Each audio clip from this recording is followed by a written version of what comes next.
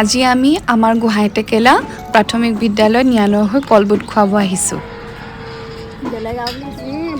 জ্ঞানৰ আইতাকে ভাবি ৰাখিছিলে জ্ঞানৰ হৈ বিদ্যালয়ৰ ছাত্ৰ ছাত্ৰীসকলক কলবুট খুৱাম বুলি।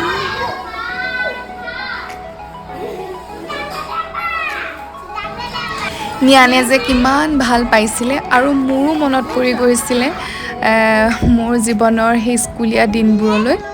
কাৰণ আমিও পঢ়িছিলোঁ চৰকাৰী প্ৰাথমিক বিদ্যালয়তে আৰু তেতিয়াও আমাৰ হৈ মা দেউতাহঁতে কেতিয়াবা পঢ়াত মন বহিবলৈ, কেতিয়াবা জন্মদিন বুলি এনেকৈ কলবুট পায়স তেনেকৈ খুৱাইছিলে, কেতিয়াবা চুজি খুৱাইছিলে। মায়ে হেঁপাহেৰে নাতিয়েকৰ হৈ ভাবি ৰখা কথাটোৰ লগতে জন্মদিন বুলিও মিলি গ'ল, গতিকে ভাল লাগিলে।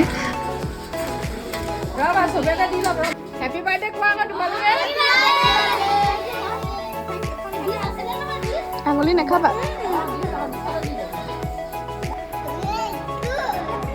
ধুনীয়া স্কুল।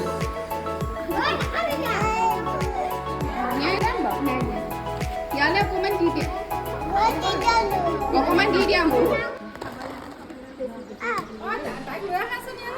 বুট খালা?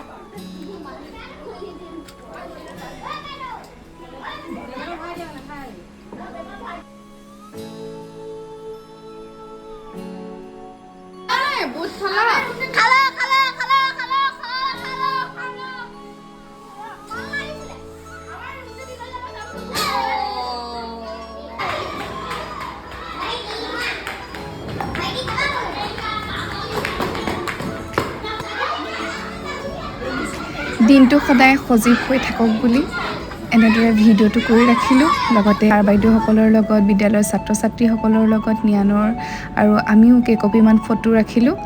গতিকে দিনটো খুব ভালেই গ'ল, মাৰো মনটো ভাল লাগিলে।